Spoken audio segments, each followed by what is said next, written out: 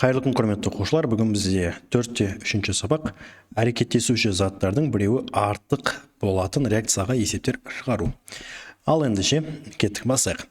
8-1 грамм алюминий мен 26,8 литр оттегі әрекеттескенде түзілген алюминий оксидінің массасын анықтаңыз дейді. Оны анықтау үшін ең бірінші жігіттер қыздар біз реакция жазамыз. Кеттік, алюминий әрекеттесіп жатыр оттегімен. Сонда бізде алюминий 2O3 деген реакция жүретін еді. Енді осы реакцияны міндетті түрде теңестіріп аламыз. Алдына 2, мұнда 4, мұнда 3. Осымен реакциямыз бізде теңесті. Енді бір ақпарат, алюминийдің үстіне 8-1 грамм жазамыз. Ары қарай 26,8 дегенді оттектің үстіне жазамыз. Енді бізде алюминий оксидінің массасы дейді. Алюминий оксидіне X қоямыз. Енді осының астына біз керекті сандарды жазайық. Мынау грамм болғаннан кейін зат массасына mR-ын қоятын едік. Алюминийдің mR бізде 27, алдындағы 4-ке көбейтсек, қанша болады бізде? 108 болады. 27 көбейтіп 108. Мына жерде литр болғаннан кейін қаз жатыр еще біз астынан 22-4-ті қолданамыз. Енді 22-де 4-ті алдындағы 3-ке көбейтіп жазсақ, 67-де 2 деген сан болады екен. Және мұнаның астына біз қазір алюминий оксидінің массасы деп тұрғаннан кейін біз тоже mR-ын жазу керекпіз. Кеттік, алюминий 2O3-ның mR-ы қанша болады? 27-ке өтсек 54, 16-ке өтсе 48, 54-ке 48 қанша? 102. 102-ні 2-ке көбейтерсек, бізде 204 деген сан шығады екен. Енді біз не істейміз? Бізде пропорция құраудың екі жолы бар. Біз қазір алюминиймен пропорция құрсақ болады, әлде оттекпен пропорция құрсақ болады. Қайсымен пропорция құрсақ дұрысырақ болады. Біз не істейміз? Біз ең бірінші мынау телефоннан WhatsApp калькуляторды ашамыз. Сөйтіп 8-1-ді астындағы 108-ге бөлеміз. Сонда бізде 0,075 деген шығады екен. 0,075. Тура солай 26,88-ді 67-де 2-ге бөлеміз. Онда бізде 0,4 шығады екен. Енді біз екеуін салыстырамыз. Қайсы аз қалып тұр? Алюминий ме әлде оттек па? 0,075 азырақ па әлде 0,4 азырақ па? Әрине 0,075 азырақ болып тұр. Яғни бұл реакцияда алюминий реакцияға түсіп толық алюминий оксидіне айналып жатыр. Ал оттек болса артық қалып кетеді екен. Енді бізде алюминий оксидін тұрап тұр. Сол себепті біз пропорцияны дәл қазір алюминий арқылы табамыз. X тең 8-1 көбейтілген 204. Енді бөлген кезде көбісі мынау шатасып 0,075-ке бөліп жатады. Бұны ұмытып кетіңіздер. Бұл жоқ, короче. Бітті. Алюминий таптыңыздар ма болды? Біз 108-ге қолданамыз. Сонда 8-1 көбейту 204 бөлінген 108. Оны есептейтін болсақ. Так. Менде қанша шығады? Қазір көбейтшерейін. Так, көбейту мұнанша. Так, 15-те 3 деген санды береді екен. Енді бұның шығардың екінші жолы бар. Мұна екеуін біз қазір салыстырдық қой. 0,075-тен азырақ болды ғой. Осыны еш нәрсеге бөлмей-ақ прямой мұна бізге қажет санға көбейтіп жере салсаңыздар да болады. Бұлай. Біз типа уже мұна екеуін бөліп қойдық қой. Сол секілді болып тұрды бұл жерде. Бұл кезде мен қазір тексеретін болсам 0,075 көбейту 204. Мына 15-те 3-ін қайтынан шығып жатыр. Вот, бірінші әдіс арқылы да тапсаңыздар болады, или болмаса менің әдісімді қолдана берсеңіздер болады. Екінші есеп, 15 литр азот пен 15 литр сутекті жоғары температурада катализатор қатысында әрекеттестіргенде түсірілген аммиак газын көлемі дейді. Сонда азот пенен сутекті әрекеттестіріп аммиак аламыз. Теңестіреміз. Алдына 2, мына жаққа 3. Мына реакциямыз теңесі.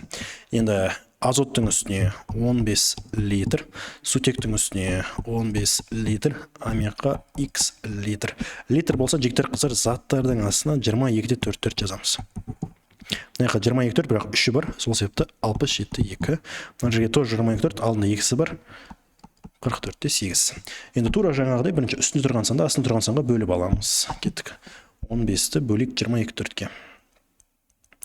Бұл менде қанша 0,669 болады. Үтірден кейінгі 3 санды аламыз. 15-ті 6,67-ке бөлсек, менде 0,220 шығады екен. Так, енді қайсы кіші? 0,669 ба, 0,223 ба? Әрине 0,223 кішірек. Мен осыны прямой аламын, сөйтіп мына санға көбейтіп жібере саламын. Соны x тең 0,223 көбейтілген 44-те 8. Бұл қанша болады? Қараңыздар, жаңа калькулятордан менде сандар шықты ғой. Қараңыздар, мына сандар шықты ғой. Мен бұны мүлдем вообще ешнәрсендай санын өзгертпеймін. Просто көбейтуді басам, мына көбейтуді бастым қазір. Мынау 44-те 8 деп жазылған. 44-те 8. 44-те 8. Көбейтіп жерсек, қанша болады екен? 10.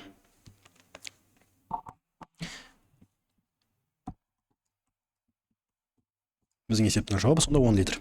Сонда реакцияға түсіп жатқан, 100% түсіп жатқан кім? Азот па, сутек па? Әрине сутек. Азот болса артық қалып, мына жақта қазір бізде аммиак түзіліп жатыр, и басындағы азот артық қалып тұр. Келесі үшінші есеп.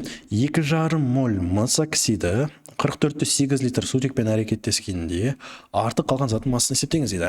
Сонда мыс оксидіне қосамыз сутекті, бізде шығады купрум және су деген осындай реакция. Реакция өзі тең екен. Кеттік, мына жаққа 2,5 моль, мына жаққа 44-те 8. Вот, есепте не сұрап тұр енді? Артық қалған зат. Өнімдер сұрап тұрған жоқ бізде. Бізде мына екеуінің біреуі артық қалды дейді. Сол затты танықтап, оның қанша граммы, яғни массасы қанша қалғанын табу керек. Ол үшін кеттік, моль болған кезде біз коэффициент қоямыз. Коэффициент 1. Литр болған кезде 22-те 4 қоямыз. Кеттік, кім артық қалған табу үшін бірінші үстіндегі санды астындағы бөліп зат мөлшерін тауып аламыз. 2,5-ды 1-ге бөлсек 2-де 5, 44-те 8-ді 24-ке бөлсек 2. Қайсы кіші? Әрине 2 кіші. Сонда артық қалған зат ол бізде 2-де 5. Мыс оксиді. Сонда қараңыздар, 2-де 5 мольдің 2 молі реакцияға түсіп жатыр. Қаншауы артық қалады сонда? Қараңыздар, 2-де 5-ің 2 реакцияға түсіп жатыр. Қанша артық қалады? 0,5 моль артық қалады. Енді осы мольді біз массаға айналдыру керекпіз. Сонда масса купрум оксиді бұл 0,5 көбейтілген. Купрум оксидінің аймары 64-ке 16 қоссақ 80. 0,5 80-ге көйтсек 40 грамм шығады екен. Артық қалған мыс оксиді бізде 40 грамм болып тұр сонда. Келесі төртінші есеп. 80 грамм 20% натрий гидроксидінің ерітіндісімен 14-те 6 грамм 25% тұз қышқыл ерітіндісін араластырғанда түсілген ерітіндегі заттардың массалық үлесі дейді. Түсілген ерітіндегі заттардың массалық үлесі. Аха. Кеттік, бұны шығару үшін ең бірінші қайтадан реакциядан басайық. Натрий гидроксидіне қосамыз біз енді тұз қышқылын.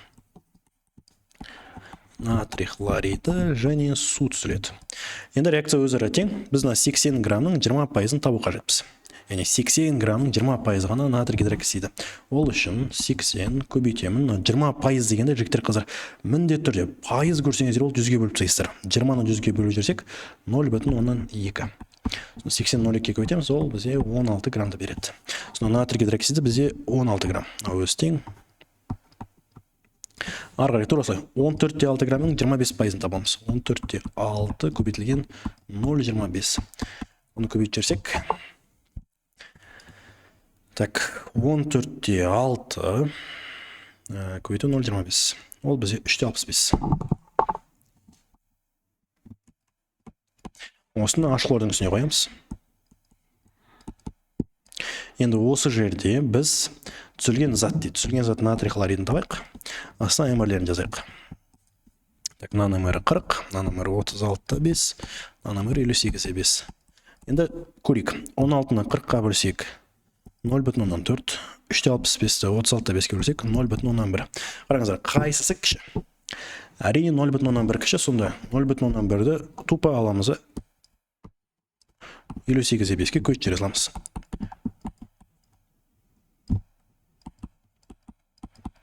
Бұл 5-те 85 грамды құрайды екен. Осылай. Енді жігіттер қыздар, бізде массалық үлес деген нәрсе сұрап тұр ше. Бұл массалық үлес түсіну үшін елестейікші. Бізде бір ыдыс бар. Бұл енді ерітінді деген тақырыппен араласып кеткен, сол себепті сәл басқаша болып отыр. Так, негізі осымен тоқтау керек көбінесе.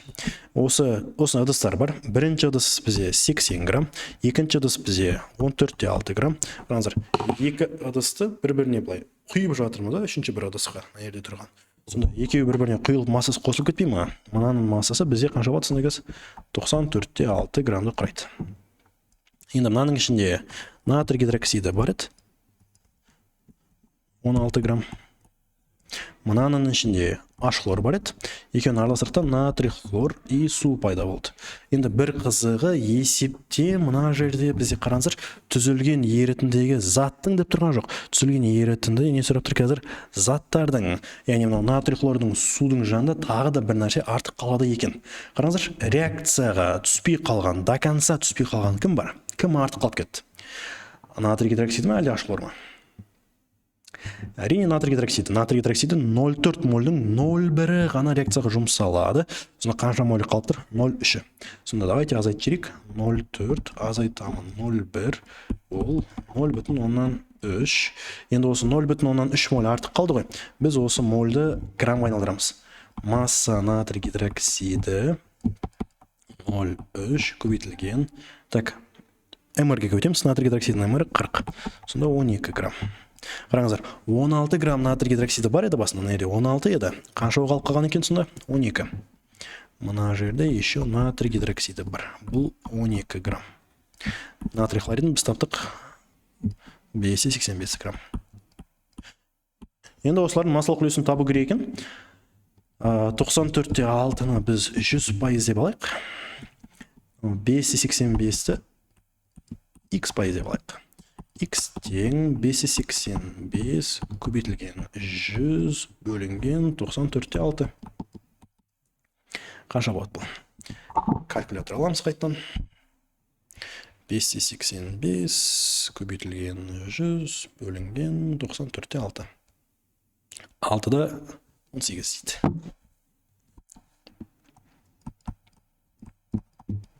6-да 18. Ары қарай біз натрий гидроксидін табайық. Оны тура осы пропорция арқылы есептейік. Давайте мына жаққа жазайық. 94,6 ол 100%. Натрий гидроксиді бізде 12. 12 ол қанша пайыз болады деп. X тең 12 көбейтілген 100 бөлінген 94,6.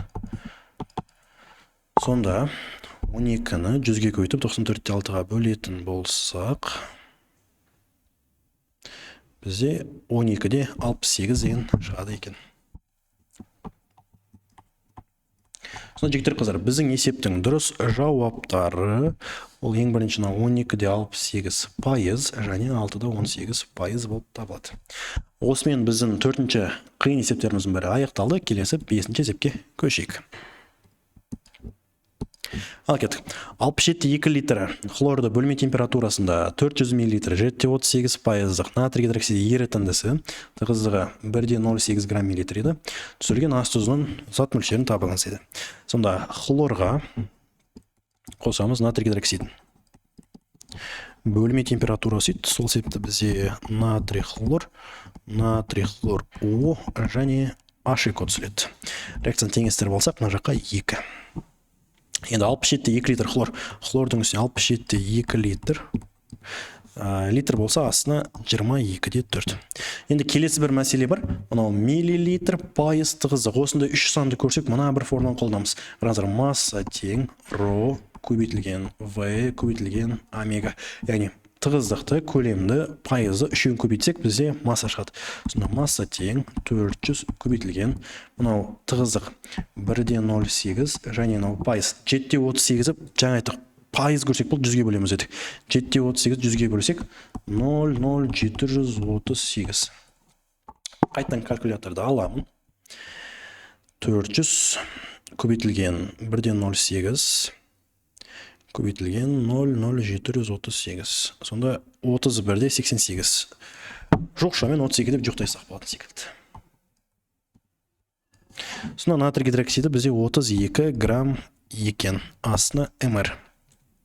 Так, 42 өтсек 80. Осы жерде түзілген ас тұзы. Ас тұзы деген натрий хлор ма, натрий хлор ма, әлде HCl ма? Әрине натрий хлор. Зат мөлшері дейді. Мөлшері болған соң коэффициент 1. Кеттік. 67-ні 24-ке бөлеміз 3, 32-ні 80-ге бөлеміз 0,4. Қайсысы кіші? 3 па 0,4 па? Әрине 3 үлкен, 0,4 кіші. 0,4-ті 1-ге көбейтіп жібереміз. Сонда 1 көбейтілген 0,4 бізде 0,4 мольді береді. Біздің есептің жауабы сонда 0,4 моль. Жігіттер қыздар, осы біздің теориялық бөліміміз бітті. Ары қарай өздеріңіз тексеріп, 5 сұраққа жауап берсек. Кеттік. Бірінші сұрақ, екінші сұрақ, үшінші сұрақ, 4 және 5-ші сұрағымыз. Осыларға полный жауап бердік деген кезде жауаптарын тексеріп алсаңыздар болады. Так, осы біздің сабағымыз бітті. Қош, сау болыңыздар.